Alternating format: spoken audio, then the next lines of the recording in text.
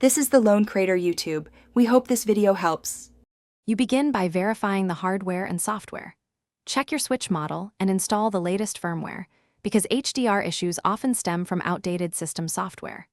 Next, connect via an HDMI 2.0 or better cable into a TV input labeled for 4K/HDR at 60 Hz. This ensures sufficient bandwidth.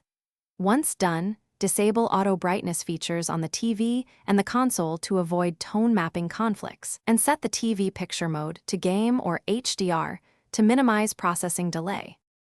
You now adjust the console and TV to speak the same language. Enable HDR in the switch system settings and select the highest output the console offers, because mismatch causes washed-out color or no HDR. Then, make sure the TV's HDR format, typically HDR10 for most consoles, matches. If your TV uses Dolby Vision, switch to HDR10 or an appropriate pass-through. Once matched, run an in-game HDR calibration or test scene and tweak brightness and tone mapping until highlights and shadow detail look natural.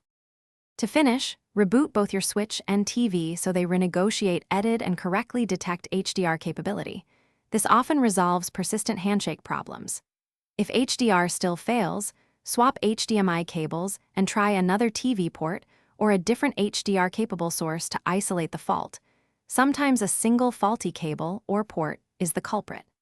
As a last resort, restore the switch video settings to defaults and redo configuration. If you hit an error, that reset clears custom mappings and lets you start a clean HDR handshake.